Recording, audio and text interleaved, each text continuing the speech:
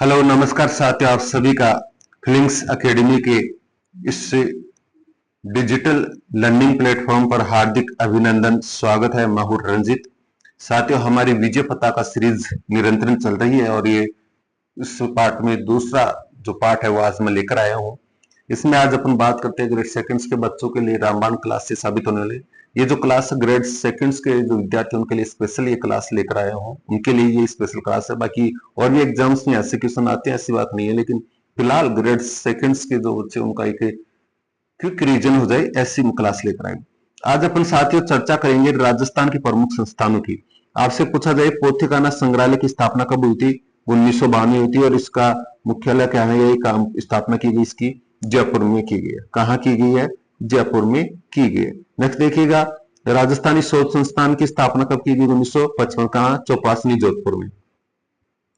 राजस्थान प्राच्य विद्यापीठ की स्थापना 1956 जोधपुर में। राजस्थान साहित्य अकादमी की स्थापना कब की गई? 1958 उदयपुर में। राजस्थान हिंदी ग्रंथ अकादमी की स्थापना कब की? 1969 जयपुर में। मौलाना अब्दुल कलाम आजाद अरबी फारसी संस्थान की स्थापना 1978 टोंक में। राजस्थान उर्दू अकादमी की स्थापना 1979 में जयपुर में। राजस्थानी सिंधी अकादमी की स्थापना 1979 में जयपुर में। ठीक है। नेक्स्ट अपन चले इधर, राजस्थान संस्कृत अकादमी की स्थापना 1980 जयपुर में। राजस्थानी भाषा साहित्य एवं संस्कृत अकादमी की स्थापना 1983 बीकानेर में। राजस्थानी ब्रजभाषा अकादमी की स्थापना 1986 जयपुर में। राजस्थानी पंजाबी भाषा अकादमी 206 जयपुर में। राजस्थान ललित कला अकादमी की स्थापना 1957 जयपुर में। पश्चिमी क्षेत्र सांस्कृतिक केंद्र की स्थापना कहाँ की गई है? उदयपुर में। फिर देखिएगा, महाराजा सोयमान सिंह द्वितीय संग्रहालय की स्थापना 1877 में कहाँ की गई थी? जयपुर में। तो ये फैक्ट भी आपको ध्यान में रखना है। नेक्स्ट अपन स्लाइड पर चले तो साथियों अगला आता है आपका राजस्थान की भाषा और बोलियों से संबंधित क्षेत्र। अगला जो चैप्टर है राजस्थान की भाषा और बोलियों से संबंधित। तो सबसे पहले महत्वपूर्ण तथ्य की ओर अपन देखते हैं। सर्वप्रथम राजस्थानी भाषा का वैज्ञानिक वर्गीकरण किसने किया था? जॉर्ज अब्राहम गिब्स ने किया था और इन्होंने अपनी पुस्तक लिंग्विस्टिक सर्वे ऑफ इंडिया में प्रस्तुत किया था। तो लिंग्विस्टिक सर्वे ऑफ इंडिया नामक पुस्तक किसके द्वारा लिखी गई थी? जॉर्ज अब्राहम गिब्सन के द्वारा।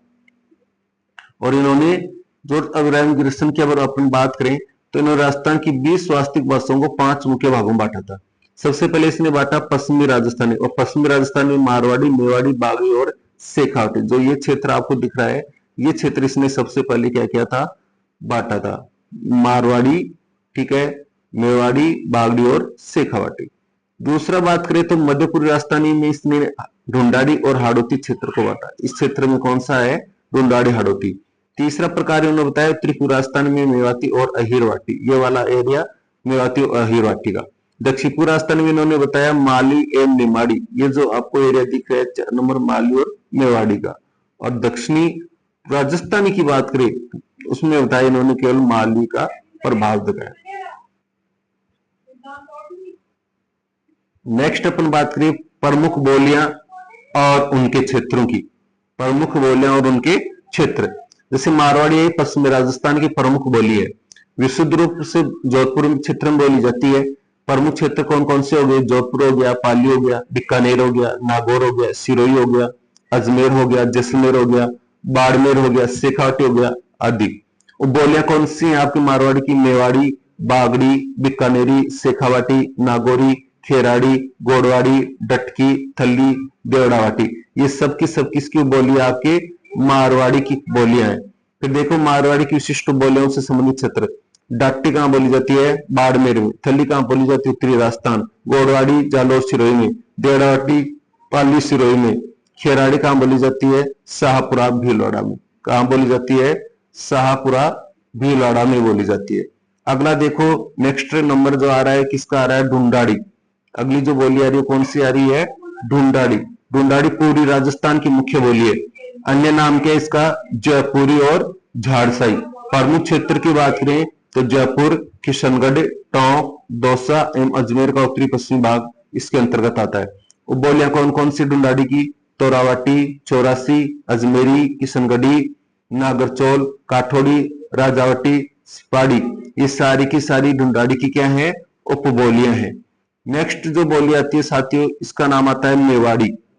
मेवाड़ी का प्रमुख क्षेत्र उदयपुर हो गया, भीलवाड़ा हो गया, चित्तौड़गढ़ हो गया, राजसमंद हो गया। मुख्य रूप से उदयपुर, मुख्य रूप से कौन सा, लेक सिटी उदयपुर। उपबोली कौन सी है, धावड़ी।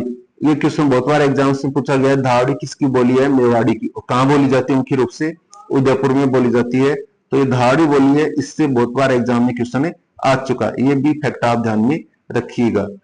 नेक्स्ट ध्यान दीजिएगा, सातवागड़ी जो बोली आ रही है आपकी, वो है आपकी वागड़ी बोली।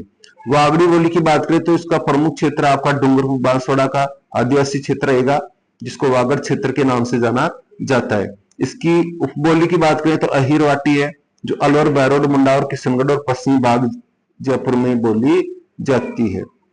सॉरी, ये वागड़ी होगी। वागड़ी के बाद में अगली जो बोली आती है साथियों आपकी शेखावाटी बोली। कौन सी बोली आती है आपकी, शेखावाटी। और शेखावाटी जो है आपकी प्रमुख क्षेत्र में सीकर, चूरू, झुंझुनू, हनुमानगढ़, सूरतगढ़ और गंगानगर, इन क्षेत्रों में मुख्य रूप से विशुद्ध रूप से तो बोली जाती है। कौन से क्षेत्रों में आपके, सीकर, चूरू, झुंझुनू में, और अन्य रूपों में भी बोली जाए तो वो कौन से क्षेत्र है, हनुमानगढ़, सूरतगढ़ और गंगानगर। हाड़ौती की बात करें साथियों, कोटा, बूंदीवाड़ा, झालावाड़ इसका प्रमुख क्षेत्र माना जाता है।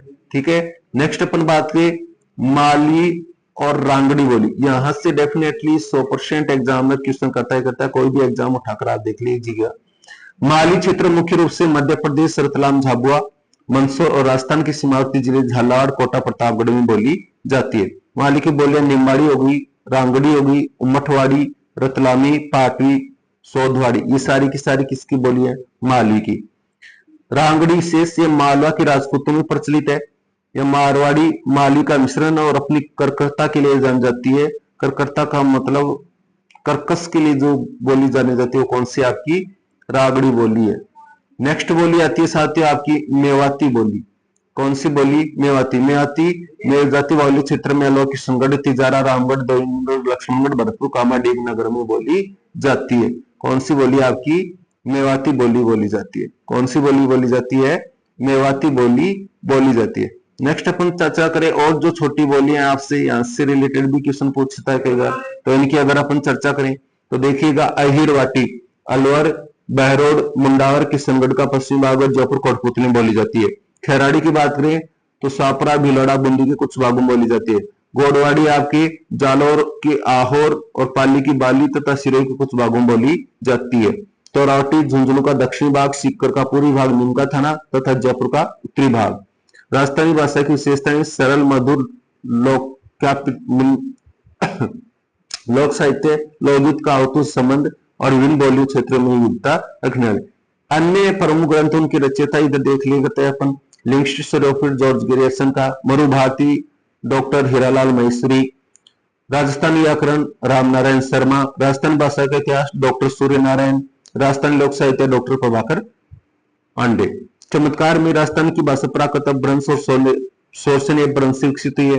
राजस्थान की अनेक बोलियां स्थानीय जनजीवन और संस्कृति से गहराई से जुड़ी है। लोक साहित्य वीरगाथा इसकी विशेष पहचान है।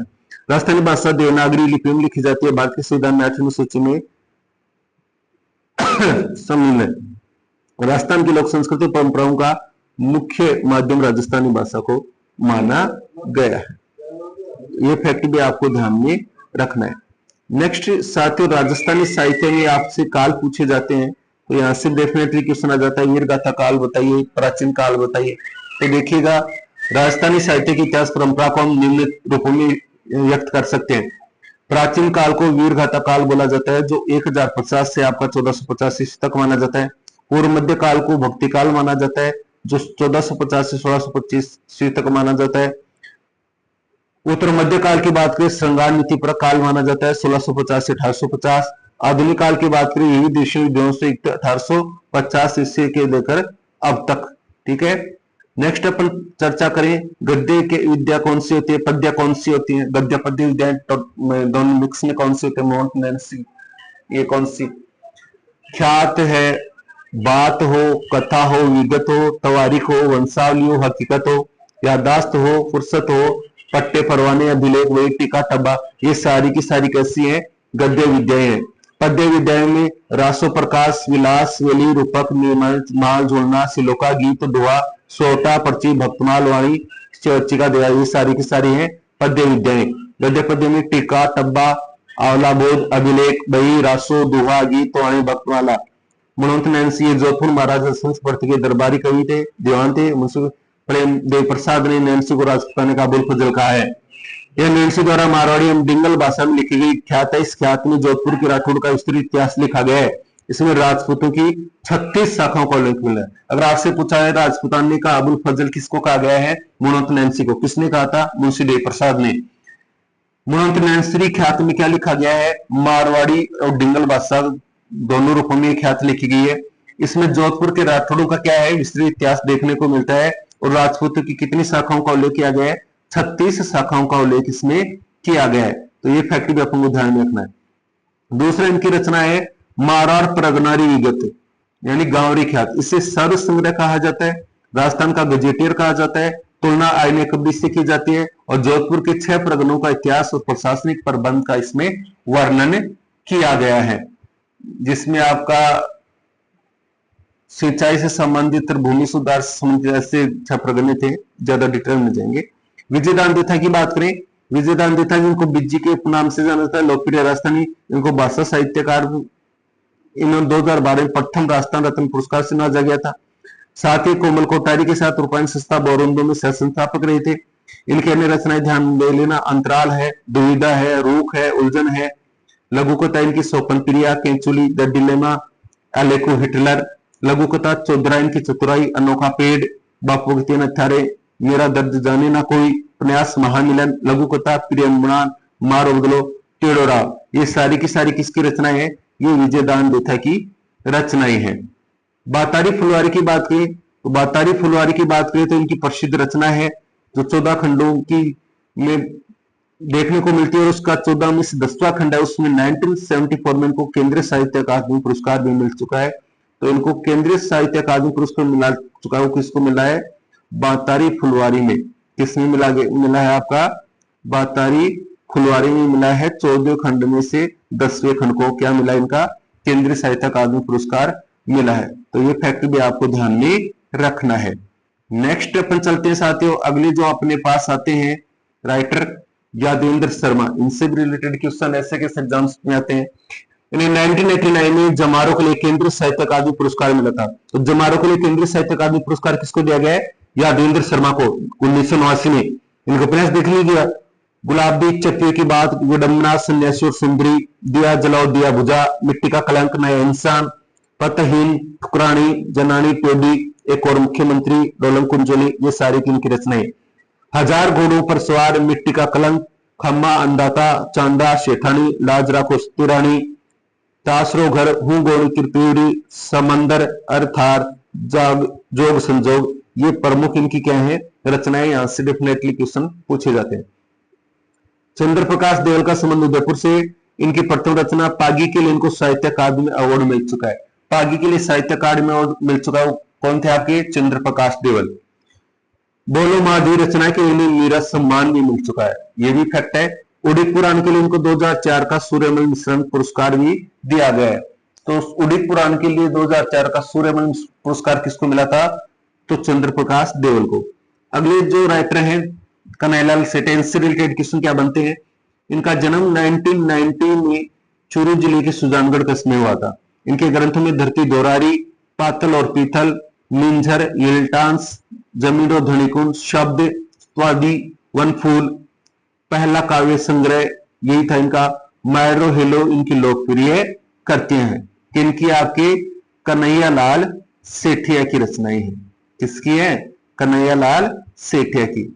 मिलते हैं नेक्स्ट एपिसोड में। तब तक हंसते रहिए अपनी तैयारी में व्यस्त रहिए। साथ ही ज्यादा से ज्यादा इस क्लास को ग्रेड सेकंड्स के बच्चों को शेयर कीजिएगा। और मिलते हैं एक और विजय पताका सीरीज में। तब तक जय हिंद, जय भारत, जय राजस्थान, राम राम सा।